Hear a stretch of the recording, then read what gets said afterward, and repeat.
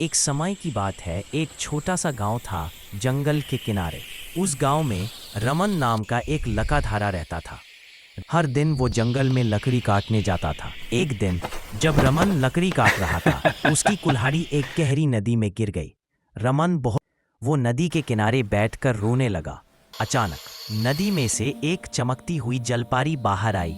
जलपारी ने रमन से पूछा, तुम क्यों रो रहे हो हे लकाधारे? रमन ने अपनी दुखी कहानी सुनाई।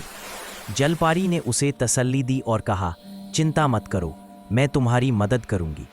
फिर जलपारी नदी में गायब हो गई और थोड़ी देर बाद एक सोने की कुल्हाड़ी के साथ बाहर आई।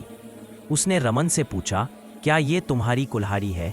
रमन ने कुल्हाड़ी को देखा और कहा, नहीं देवी, ये मेरी कुल्हाड़ी नहीं है, मेरी कुल्हाड़ी लोहे की थी। जलपारी फिर से नदी में गायब हो गई और इस बार वो एक चांदी की कुल्हाड़ी के बाहर आई। रमन अपनी पुरानी कुल्हाड़ी को देखकर बहुत खुश हुआ और कहा, हाँ देवी, यही मेरी कुल्हाड़ी है। जलपरी रमन की ईमानदारी से इतनी प्रसन्न हुई कि उसने उसे लोहे की कुल्हाड़ी के साथ साथ सोने और चांदी की कुल्हाड़ियाँ भी इनाम के रूप में दे दी। रमन जलपरी का धन्यवाद किया और खुशी खुशी अपने गांव लौट गया। उसने अपनी ईमानदारी और मेहनत से एक अच्छा जीवन बिताया और हमेशा याद रखा कि ईमानदारी का फल मीठा